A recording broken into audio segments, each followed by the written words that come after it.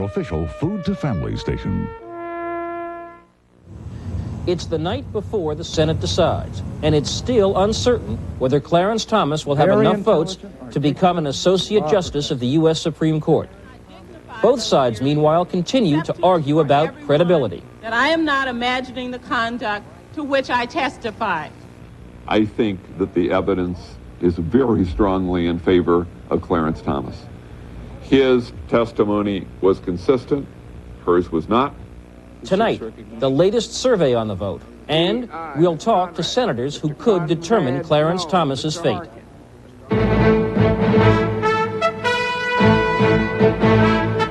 This is ABC News Nightline. Substituting for Ted Koppel and reporting from Washington, Jeff Greenfield.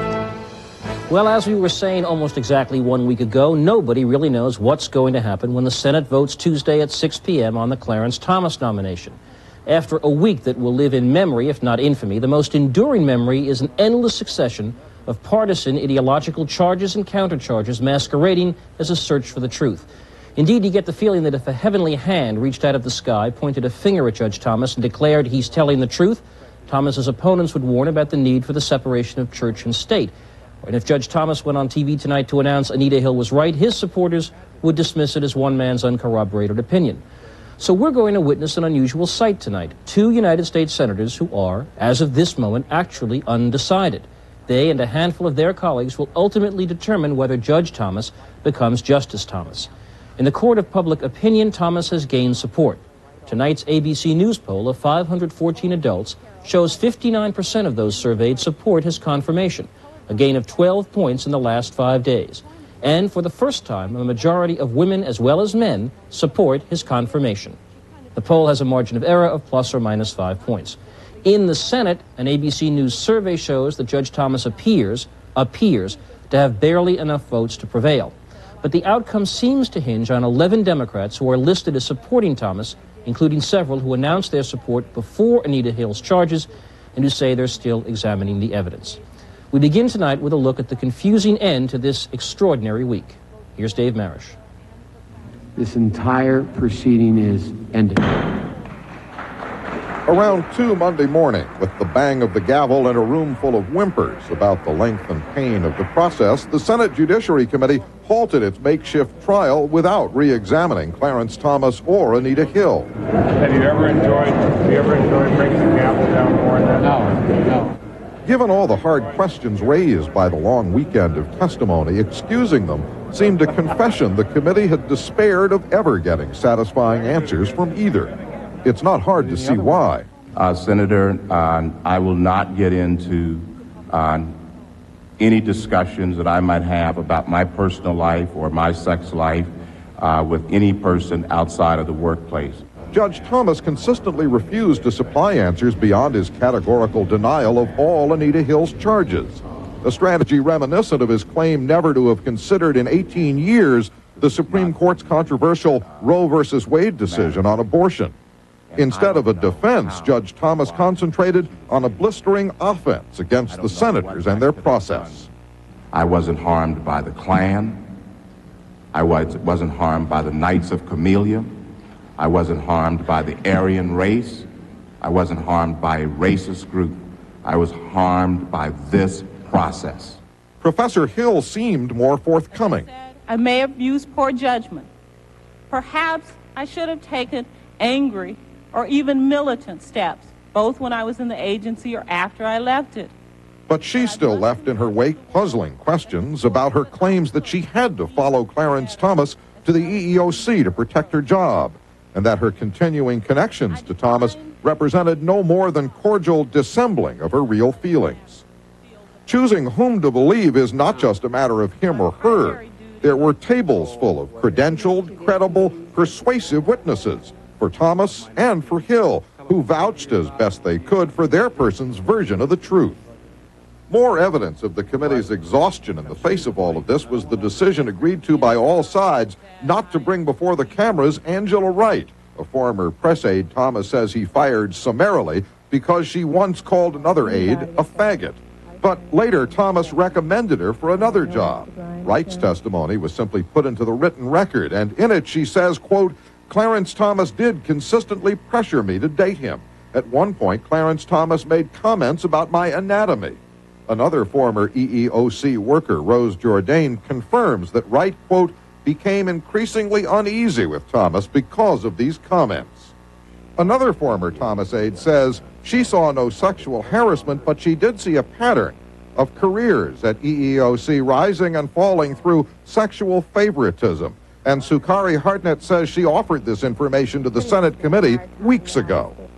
Generally, Clarence would identify a female, express, special interest in that person, and also bring them on board to help him with a lot of different things. So as long as you were in his favor and, I guess, provided some degree of entertainment or support, then you had open access to the chairman. But then he'd sort of lose interest in you, establish another relationship with a different female, and eventually sort of give you the cold shoulder.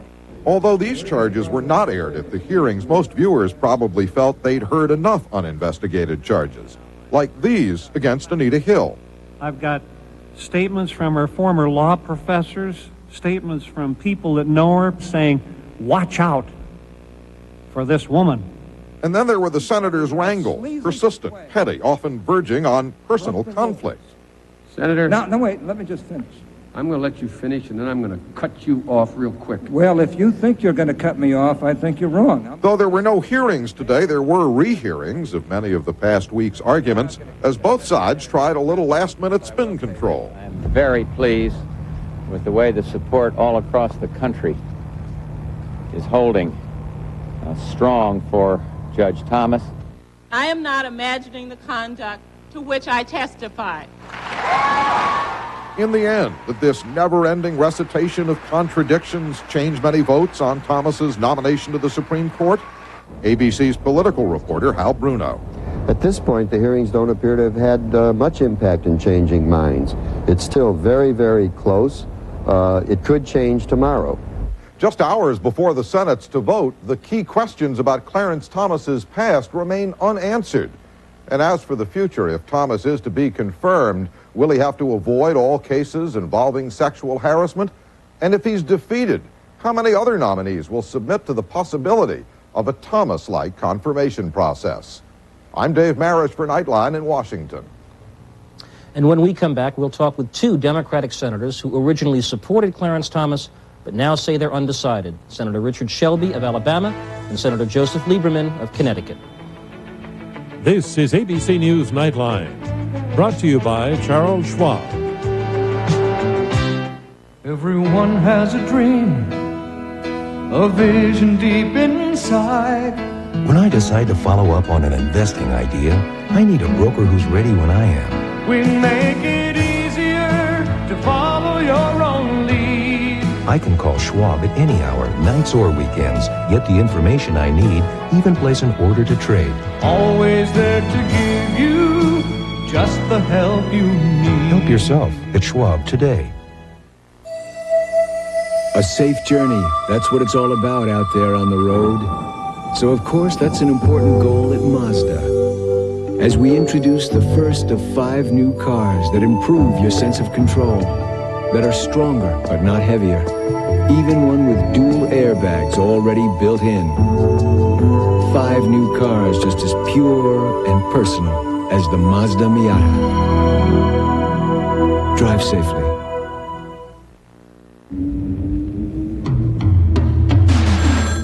Tennessee Dateline.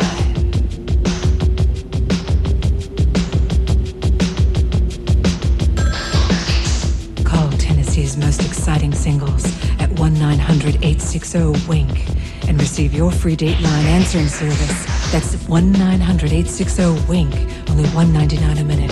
Call now.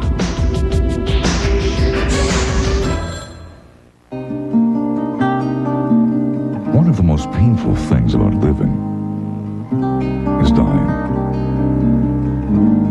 And when the end is near, who helps families cope with the stress and pain? Join Channel 2 News for a touching look at the courageous families facing death. In the unselfish people helping them. Until the last days. Tomorrow on Channel 2 News at 6. Danger in a coffee pot from a deadly defect the appliance maker knew about. Hundreds of thousands are still out there, maybe in your home. Primetime, Thursday. Joining us from our Washington studios are two Democratic senators who withdrew their support of Clarence Thomas or suspended it after learning of the allegations of sexual harassment. They now say they're undecided. Senator Richard Shelby of Alabama, Senator Joseph Lieberman of Connecticut, who, like Judge Thomas and Anita Hill, is a graduate of Yale Law School. In the interest of full disclosure, I should say I am a classmate of Joseph Lieberman's at Yale Law School. Our relationships were professional and cordial at all times. Gentlemen, there's an obvious question, but before I get to it, I want to know something of what you're going through this evening. You spent the weekend back in your home states. What are people telling you? Senator Shelby, let's start with you. Did you hear a lot from your constituents about this issue? I've been hearing a lot from the people of Alabama. The calls and the people I've talked to are overwhelming in support of Judge Thomas. But I'm going through the weighing of evidence, the sifting of evidence, seeing about a lot of inconsistencies that have arisen during the hearings to ultimately make up my mind. I'll get back to that in a moment. Senator Lieberman, you were in Connecticut. Is this a Beltway issue, or is it really hitting home? Oh, it's a home issue. I haven't seen people feel this strongly about an issue, obviously, since Desert Storm, and in some ways even more intensely about this issue. And the feelings in Connecticut are mixed. Based on moving around the state this weekend and listening to the phone calls coming in, I'd say there's a tilt now in favor of Judge Thomas, but there is a strong group of people who feel very actively that Judge Thomas ought not to be confirmed. All right, now I get to the obvious question. Senator Lieberman, you say you're authentically undecided. You've been spending hours, I assume, poring over the testimony. Have you figured out what you're going to do tomorrow? I have not at this point. I announced a week ago Friday my support of Judge Thomas, and I did so after a long period of reading his opinions, reading his writings, talking to people about him. I put a lot of emphasis in my decision on his personal character, which was unquestioned at that point and superlative in the mind of everyone, friends and foes alike, ideological friends and foes. The sexual harassment charge went right to the heart of that personal character question. And I must say that Professor Hill's testimony, and particularly the corroboration of that panel of 4 witnesses, has raised doubts in my mind about this situation. The question is, to put it briefly, are the doubts substantial enough for me to withdraw my support? Are they substantial enough to overcome the preponderance of evidence from character witnesses, from women who have worked with him, some of whom testified last night, that his record and respect for women and character are really beyond reproach? Senator, I couldn't have put the question better myself, but what's the answer? Or if not now, when are you going to make up your mind? Obviously, I'm going to make up my mind by 6 p.m. tomorrow. I spent some time going over tapes of testimony tonight, that I wanted to see again, and I also read the deposition of Angela Wright, who did not appear, which I personally found inconclusive and ultimately inconsistent. Senator Shelby, tomorrow's New York Times, or Tuesday's Times, says you are still leaning toward the judge. First of all, is that accurate? And second, have you leaned so far that we can now count you as a vote for him? No, you can't count me as a vote for him because I have not conclusively made that decision yet. I'm continuing to look at some evidence that I think needs to be sifted through and finally determined. Testimony by Professor Hill, testimony by Clarence Thomas, testimony by others. These are very serious charges, and I think that pulling back or suspending our support, or my support, I think was the right thing to do. But we have to look at the circus that went on over the weekend. If I may, what for you, Senator Shelby, is the key? As you say you're looking, there's tens of thousands of pages of testimony by now. Is there one particular area that's going to tilt it for you one way or the other? Well, I don't know if one area would tilt it, but the timing of the accusations, the fact that they came out 10 years afterward, that bothers me some. It troubles me. That's not conclusive either way, but that's troubling. The fact that Professor Hill first said the phone logs were garbage and then later admitted to making the phone calls. I think that's something that we need to look at. It has probative value. Other corroborating evidence produced by the witnesses for Judge Thomas and Professor Hill. Both of them were strong people. As I said, these are very serious charges, and we should take a serious look and weigh the evidence before we vote on this. Okay. But I think any doubt, if there is a doubt, should go to Judge Thomas, because the burden of proof, I believe, like anything, should be on the proponents of the charge. All right, we're going to get into further substance on this, as well as the inevitable political fallout from the Thomas nomination, when we continue our discussion in a moment.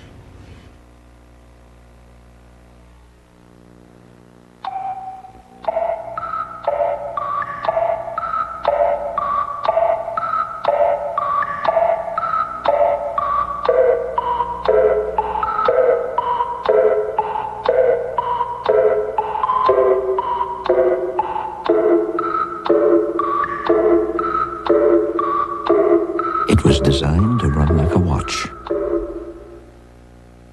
Just strap it on. If you're looking for a great vacation, I've got just the place. In the morning, in the evening, ain't we got fun? Not much money, oh, but honey, ain't we got fun? The food is great here, there's never a bill. We'll stay up late, dear, let's not miss a thrill. Take a 3, 4, or 7-day fun ship vacation on Carnival, the most popular cruise line in the world. Called the Psychic Connection and spoke with a live psychic. They told me I'd meet someone special. A few days later, I did. My psychic astrologer told me I was destined for a better job. I got it. I keep the Psychic Connection ever with me always. I called with a concern about money. It was personal and confidential, like talking with a friend. I feel much better now. It's your life. Get the answers you need. Have your important questions ready and call 1-900-288-2333. The call is just $3.99 per minute and charged directly to your phone bill. You must be 18 or older. Astrologers and psychics available 24 hours a day. Call now. 2 on your side. 2. Channel 2. 2 on your side. Every day. For the people, for the people, come one. Make Channel 2 on your side every day.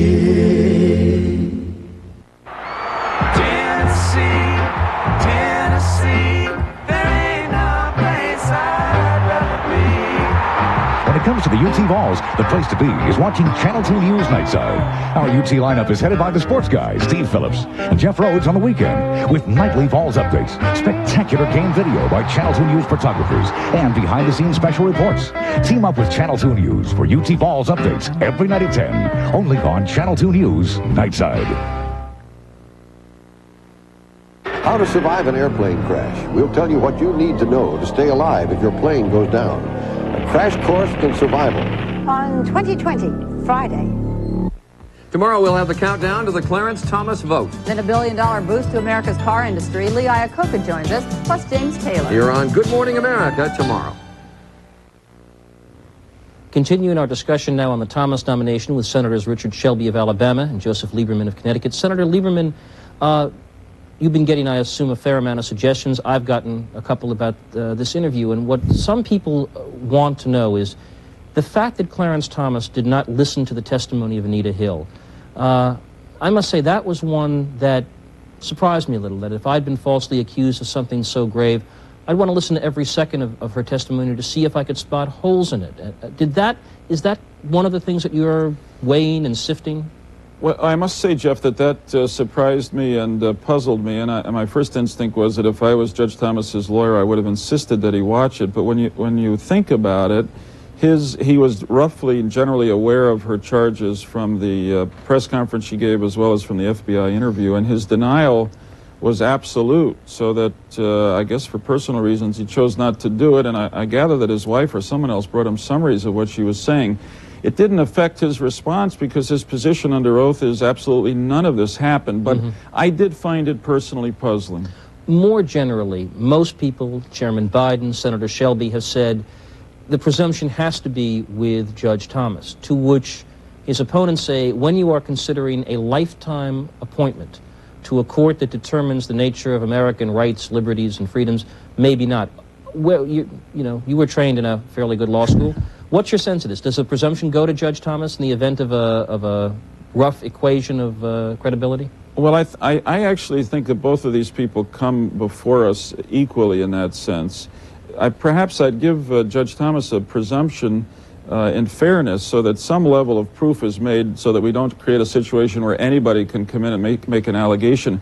But the major reason why I give Judge Thomas a presumption here is based on all the other evidence we've had. In other words, there's an accumulation of evidence about his character. This allegation that Professor Hill has made is so inconsistent with everything else that has been said that I think in that sense you have to give some benefit of the doubt for that reason to Judge Thomas. Okay, Senator Shelby, I want to talk politics for a moment. You were elected in 1986. It wasn't exactly a landslide. It was a pretty close margin. You had overwhelming support from the black community. President Bush today pointedly noted Judge Thomas's strong support in the African-American community. Do you think that was a statement aimed in part at yourself and other Southern Democrats who were on the fence? Well, you'd have to ask the president that. I talked with the he president. He didn't come tonight, so I'm asking you. I know, but I talked with him earlier tonight. He didn't mention that at all to me. He was just asking me, along with other senators, to really consider voting for Clarence Thomas tomorrow, and I told him I would give him every consideration, but I hadn't made up my mind. But getting to the issue you just raised, I think you ought to vote the issue from the facts that comes down either way. And although I have in Alabama a heavy black constituency, after sifting through all the evidence, I'm going to vote the way I feel like I should, whether it's for or against Clarence Thomas. Of course, this gets back to the oldest question about representative democracy. If most of your constituents want you to vote for Judge Thomas, that's the way your phone calls are running, that's the way the polls are running. How much does that weigh in your decision? Well, I think it weighs in all of us' decision, but I don't think it's the determining factor of how you should vote in the U.S. Senate or the U.S. House of Representatives of any elected body. Ultimately, you're going to have to make that decision, and you're accountable to your constituents for what decision that you do come up with. Senator Lieberman, on the other side, Eleanor Smeal and Kate Michelman, other leaders of women's groups, have said flat out that they intend to exact political retribution against senators who don't vote against Judge Thomas. Now, I don't expect you to say, yes, I'll do whatever an interest group says, but is it a fair thing to weigh in your own calculations that there are political winds blowing one way or another? Well, I think you weigh the arguments that are being made, but I never respond well to threats from any group. It's pretty clear to me that in Connecticut there are strong feelings on both sides.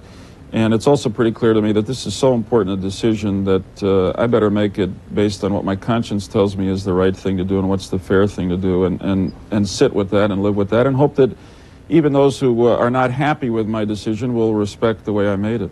All right, I want to show you, gentlemen, a result of another part of the ABC News poll. We're going to talk about it a little bit now and then the last block. We asked people how they felt the Senate had done in handling the nomination, and the noes, as you can see, 66% disapprove of the Senate's handling of the nomination. That is a huge jump from just a week ago. You folks, to use the cliche that's been said several hundred times this week, you folks are on trial too, aren't you? What do you do to get your reputation back? First Senator? of all, yeah. Can I respond? Please, Senator. First of all, I agree with the people that the Senate basically botched the nomination process. There's got to be a better way. It was a circus.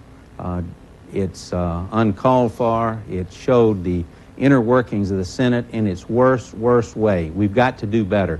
The process should be reformed. It shouldn't. Nominees should not have to go through this for anything.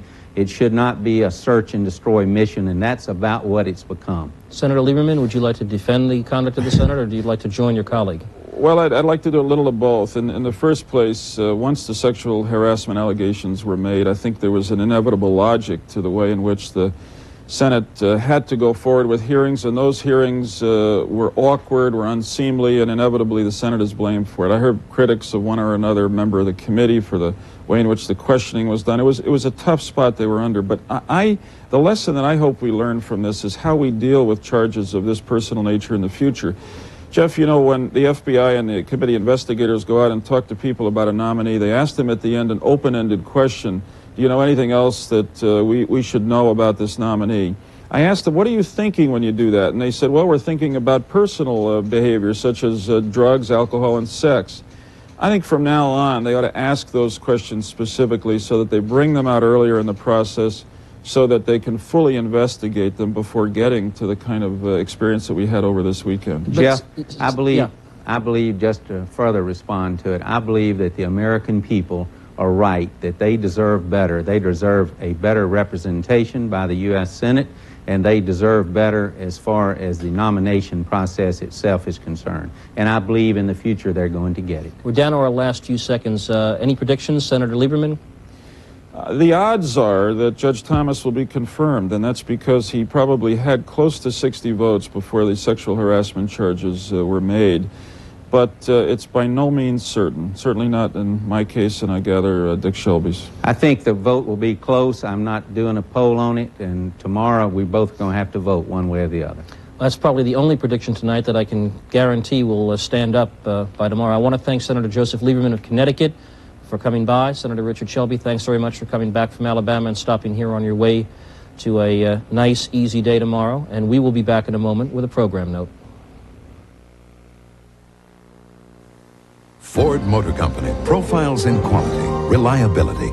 The quality of today's Fords, Lincolns, and Mercurys is no accident. It's engineered into every car and truck we build. We bump before you bump. We open and close. We brake, we shake, we get in and get out. We freeze, we start. When your goal is to build the highest quality cars and trucks in the world, you don't do it any other way. At Ford, Mercury, and Lincoln, quality is job one. Today, Tektred Shoe Corporation announced a major retail expansion in 25 U.S. cities.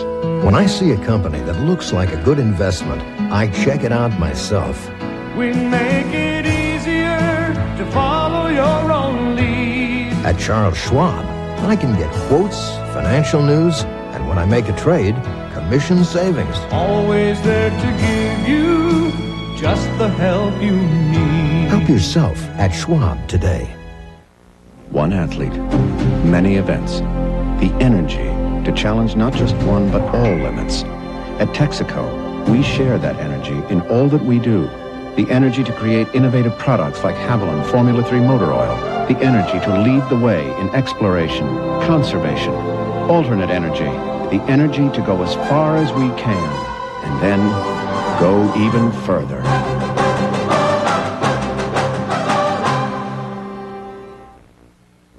Premier Connections. Shh, don't tell anyone. Pick up your phone and dial 1-900-786-9090 now and meet exciting women and men like you. Get real phone numbers of available adults in your area and nationwide. 1-900-786-9090. Premier Connections is the sensational romance service for everyone. 1-900-786-9090. Catch it. Call now, and please be 18, only $5 per minute. ABC News will carry the Senate vote on the Clarence Thomas Supreme Court nomination live beginning 6 p.m. Eastern Time tomorrow. And, of course, there will be extensive coverage on World News Tonight and on Nightline. That's our report for tonight. I'm Jeff Greenfield in Washington. For all of us here at ABC News, good night.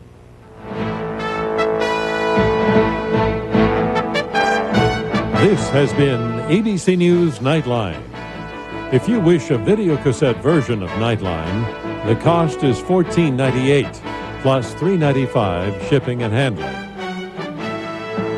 If you wish a printed transcript of this or any Nightline broadcast, please send $4 to Journal Graphics, care of 1535 Grant Street, Denver, Colorado 80203, or call area code 303-831-9000.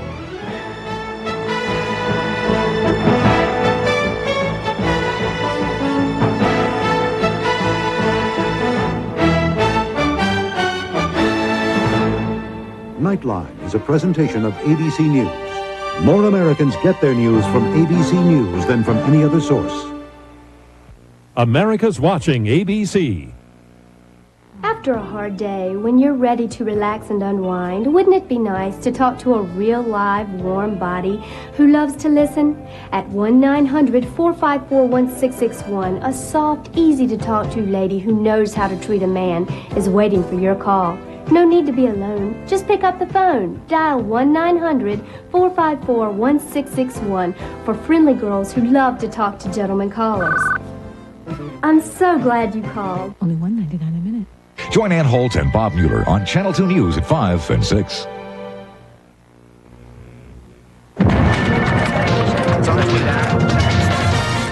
On the bird in 10 minutes. It's exclusive. They're going to take us inside. She may be the most recognizable woman of our time, Jacqueline Kennedy Onassis. But despite all the books and movies, her life in the spotlight remains a mystery. She became deeply wounded and hurt by his womanizing, and I think it's a wound that never healed. An inside look at the real life of a woman named Jackie. Yes. 2, 1. Zoom in, camera 1. I have sinned against you, my Lord. His tears were supposed to wash away the sins, but once again, televangelist Jimmy Swaggart has been caught red-handed. When he stopped and picked me up, he told me, did I want to ride? I told him, no, I was dating. He goes, okay, I want to date. Will Jimmy Swaggart be forgiven for not practicing what he preaches? Swift is in. Chicago, we're coming to you first. Audio check, 1, 2. Then to L.A. The Thomas hearings have everyone talking about sexual harassment, but this woman knows it firsthand.